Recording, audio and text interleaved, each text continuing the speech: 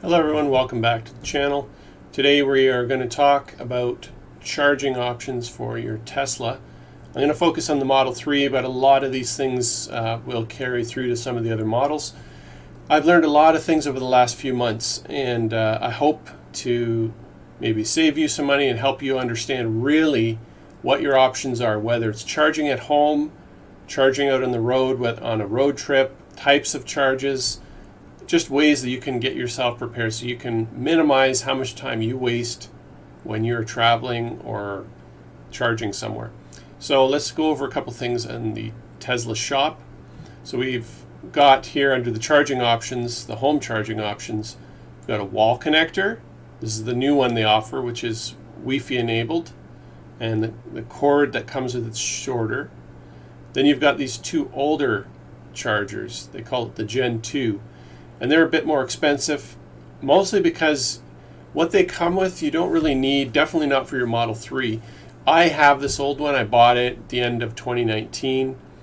They support charging up to 80 amps, whereas this charger over here, this wall charger, the cheaper one, which supports Wi-Fi, it only goes up to 48 amps. And that's actually the maximum that your home charging can do anyway on a Model 3. We'll talk about that at least. Yeah, we'll talk about that in a bit. So you've got these three chargers. These two are more expensive, don't really need them, but they do come with a longer cord, 24 foot, and I think this one over here doesn't come with as long of a cord. So that's just something to note. And we'll get into what they do. And then you've got a cable organizer, and there's a few interesting things here. Let's get into the details of these, but here you've got your mobile connector. Now this comes with every Tesla Model 3. Every Tesla comes with a mobile connector. And I think they use the acronym UMC, Universal Mobile Connector.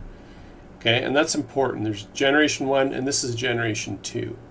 It has certain limits. Then you've got a CHAdeMO adapter here. Okay, it also has certain limits.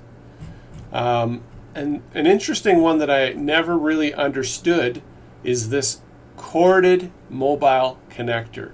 This is different from the mobile connector that you get with your car. This one's different. Costs more money than the CHAdeMO adapter, interestingly enough. And then over here you've got the nema adapters. Different ways. These are the individual ones you can buy, and then this is the kit where you can buy them all.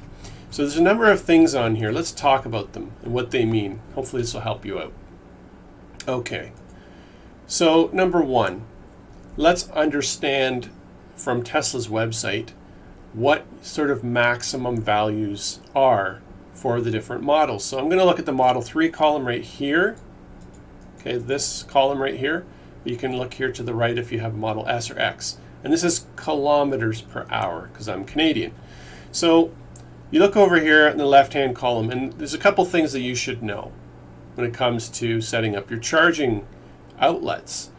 So number one is there's the circuit breaker that your charger's connected to, and then there's the maximum number of amps that are allowed to travel through that circuit using the electric code. And this code applies both, I believe, in Canada and the States, and probably is somewhat similar around the world. At least this is under 240 volt personal home charging. So notice something here, and that is the most kilometers per hour you're going to get from AC charging from a Model 3 is 71 kilometers per hour. And that's on a 60 amp breaker, maximum 48 amps. Remember this number, 48, because it's important. So this is the charger, this is the wall connector. Shouldn't even call it a charger. This is the wall connector. So there's really no point installing more than a 60 amp breaker with 48 amps flowing through that circuit, because you're not going to get any more speed than this maximum amount here. So that kind of comes back to previously I was talking about these other chargers. They go up to 80 amps. Well, that's because some older Tesla models allow you to go up to higher charging rate. But basically, any recent year Tesla models, you're not going to go higher than this. Okay, at least not as of the time of this recording.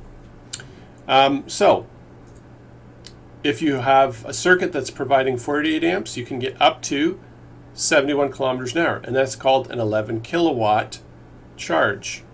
If you have 40 amp circuit, 9.6 kilowatts, 60 kilometers an hour, up to 32 amps, and 32 amps, that's the maximum your portable charger that comes with the car can handle. Okay, any recent portable charger only can handle 32 amps. So you get a 7 kilowatt charge, which is up to 48 kilometers per hour. So these are just some reference points. Now let's talk about these. So this is the side of the circuit, the plug that's coming from your electrical source. These are all some values. But now there's limits on the car itself that you should know about. So this is again from Tesla's website. So you've got anything that's a Model S, X, or 3, which is performance or long range. So it's if you have a performance or long range, Model S, X, or 3, notice that the maximum onboard amps for AC charging is 48 amps. But if you have a standard range plus Model 3, it only goes up to 32 amps. So everything I talk about in this video, if you have a standard range plus, any AC solution you use will only go up to 32 amps. That's what the car charging hardware can handle, a maximum. If you have a performance or long range, it can go only up to 48 amps. That's the onboard car charger. These are important things to know, and that's basically why all the new chargers only go up to 48 amps. The old ones could go higher, but the new ones, there's no point in going higher because the car can only handle that if it's a performance model. Standard range, 32. So let's have that as a reference point. Now, let's talk about the mobile connector bundle that you get with your car. This is what you get today if you get a Model 3, or I believe Model S or X. And I believe Model Y as well. So you get this kit. Comes with a normal North American 110 volt plug. Doesn't even come with the 240 volt outlet. So this charger, notice here, I believe it mentions it here. It says max power output of 1.3 kilowatts. Does it talk about the 32 amps in here? I don't see it in here. This charger can only handle 32 amps maximum. How do I know that? I'm just going to show something here. So here's this adapter bundle, which these adapters work with this portable charger. Notice here it comes with a normal standard wall outlet for really, really slow trickle charging. Well, and that plugs into the end of this charger here, and then that goes into the wall. But you can get these adapters, all of these, and there's a table here showing you, for the Model 3, this adapter, it can go up to this, and these are in miles. Now, interestingly enough, you will only get 40-something kilometers per hour or 30 miles per hour with this NEMA 1450 adapter. It's like a dryer plug. Okay, this is sort of a common plug. It's used for dryers. You'll find that at an RV campsite, and like that. So that portable charger only goes up to 32 amps. But what if you have a long range or a performance model, which then allows you to go to 48 amps? 48 amps. What then? Well, you can't use your portable charger that comes with the car. Neither will these adapters help you. They will only go to the maximum that the portable charger can handle, which is 32 amps. So I kind of show this. This is me charging using the portable charger. I made a video about this.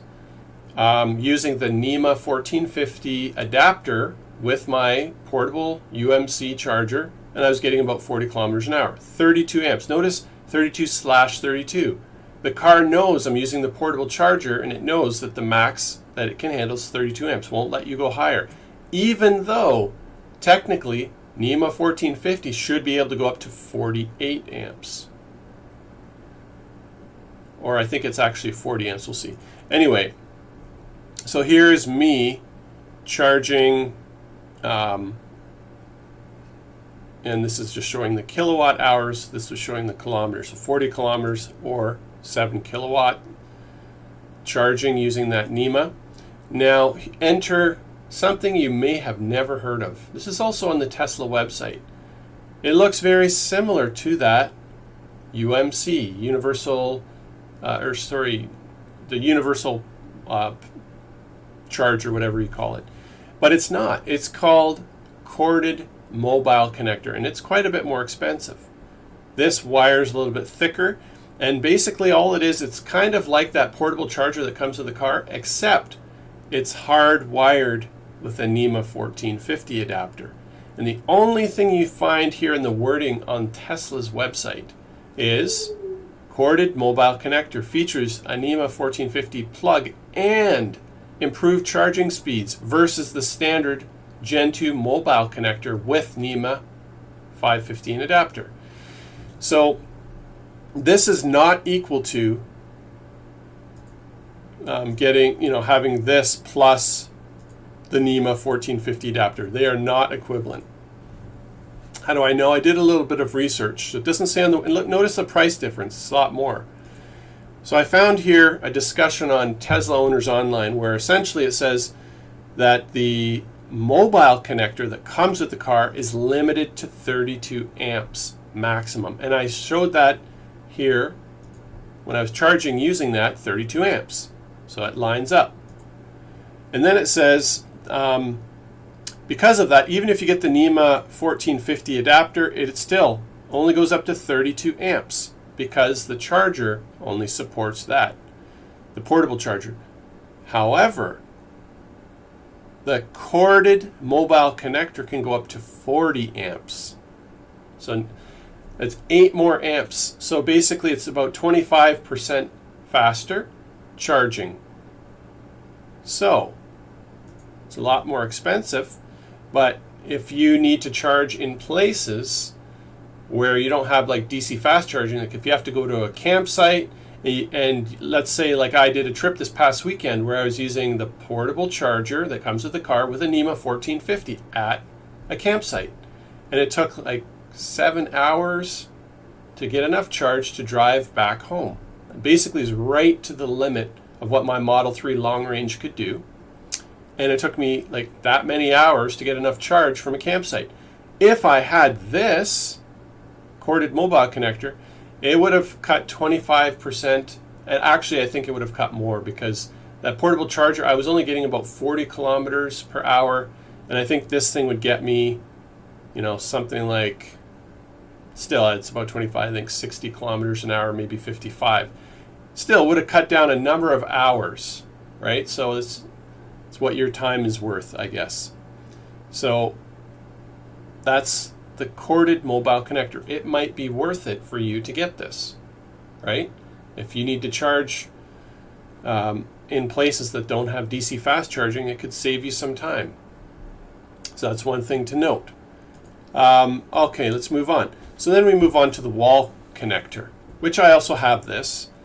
And the wall connector, it can go up to 77 kilometers of range an hour, 11 kilowatts, 48 amps output, all this kind of stuff. And here's a picture of me charging with my Tesla wall charger. Notice over here it says 48 amps max. And by the way, here's the interesting thing. In my previous video where I show different charging options in your home garage, I think I called it something like that, you can see that my Tesla wall charger is actually plugged into the same NEMA 1450 outlet as my portable Tesla wall charger was plugged into. They both were plugged into the same NEMA 1450 outlet, and yet the Tesla wall charger went up to 48 amps, but the portable wall charger only went up to 32. So that's a difference of 40 kilometers an hour or 70 kilometers an hour, almost double the speed. Same outlet, but it's just basically what the hardware you're using is limited to. So remember though, whatever you do, the car can only go up to 48 amps if you have long range or performance model. If you have the standard range, it only goes to 32 amps. So there's no point in getting any of these upgrades when it comes to AC charging. Okay, let's keep moving on. Let's move on to DC fast charging, which is these, big chargers on the side of the highway that charge a lot faster than your home charging. So Tesla basically have two options, at least in North America. You have Tesla Superchargers, which everyone knows about. We'll get to that in a bit. Or you have the CHAdeMO adapter. Now these are your two options as of the time of this video.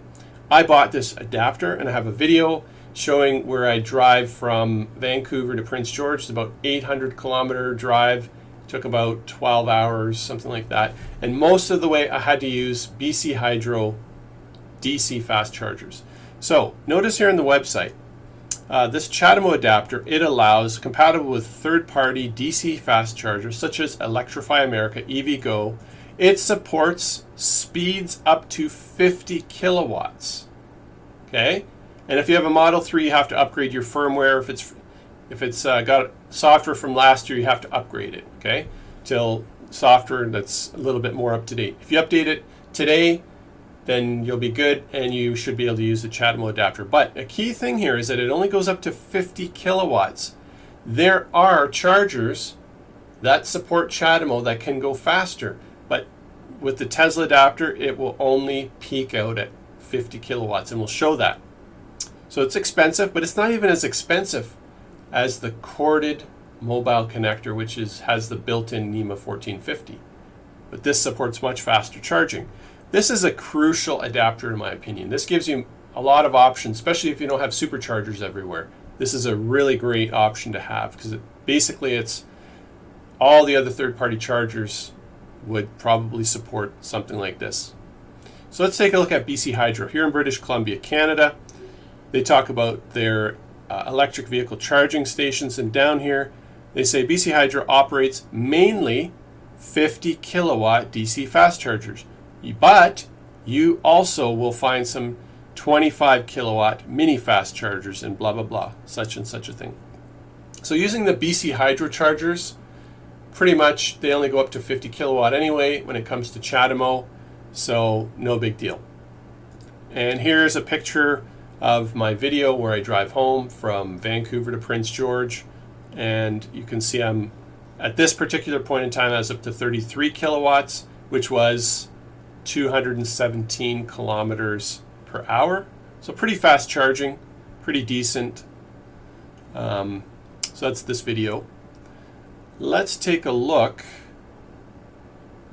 And by the way, this picture was in Cache Creek. I was using the BC Hydro DC fast charger. Now here's an interesting one. Petro-Canada, gas stations all across this country, Petro-Canada, they are installing DC fast chargers. And they have these two standards, but we're interested in the CHAdeMO because CCS is not supported by Model 3. And anyway, I'm not going to get into that. Let's focus on CHAdeMO. If you have a Model S or X, I believe there might be an adapter that supports CCS. Anyway, you can look into that yourself. But notice for the CHAdeMO, they say here on their website, capability of charging up to 100 kilowatts. Okay? So what's interesting about that, so this is me, or actually no, sorry, this is just a screenshot of a CHAdeMO, a Petro-Canada CHAdeMO adapter, and I believe this was one of our friends from Tesla on Tesla Model 3 Owners Club charging in Toronto at a Petro-Canada. Notice here this one says up to 50 kilowatts, and he was charging. But in this video, and this is from Bjorn, he's a great YouTuber out of the Netherlands. He or maybe it's Norway. I can't remember. Anyways, out over in that part of the world, he was charging on a 100 kilowatt CHAdeMO charging station. But notice he was only peaking out at 48. So even though the charging station lets you go higher than the 50, the CHAdeMO adapter that comes from Tesla says right on it, it only supports up to 50. So you're not going to get any faster. So that's just a side note. You're not going to get any benefit from CHAdeMO adapters that are faster. Moving on, Supercharging. This is your fastest option for any Tesla, Supercharging. And essentially, they have version 3 is the latest supercharger version, which I believe are the ones they have all across the Trans-Canada Highway. They installed recently at the end of 2019. And they are 250 kilowatts. The previous version, version 2, were 120 kilowatts. And they're pretty fast. So you can compare that to the previous one I was talking about, which was CHAdeMO, which only went up to 50 kilowatts. So the Supercharger 2 is almost triple that. And the Supercharger 3 is like 5 times the speed. So it just gives you sort of some basic idea of what kind of speeds. Now, are you going to get these speeds? Well, I don't know. Here's me at Hope, BC. That was the first and only time I used a supercharger driving home from Vancouver. And at one point, I was up to 67 kilowatts. This was at Hope, and I'm not sure what version of supercharger they have there, but it wasn't anywhere near 120, wasn't anywhere near 250. So, and I had been driving for an hour and a half, and I set the destination so that, you know, my battery should be preconditioning when I got to the site. So anyway, this is showing you that. So here's sort of a little graph. AC level 1 charging, you can get 2 to 3 kilowatts charging, so up to 15 kilometers an hour. AC level 2 wall charger, there's kind of these two, up to 40 kilometers an hour. That would be like your NEMA 1450. And then the Tesla wall charger, I was getting like 70, but there are other destination chargers that even go faster than that. Then you get into DC fast charging. Okay, so the CHAdeMO, which I said goes up to 50 kilowatts, you get 40 kilometers every 10 minutes. So 40 times 6 be 240 kilometers an hour, something like that. And then there's these other kilowatts, which would kind of correspond to your supercharging. So it's that much faster. So these are your options. Hope this video helps you out. If you found any value from it, please subscribe. They'll add more content. I'll see that you guys are interested, and also like the video if it helped you out. Have a great day, guys, and stay safe out there.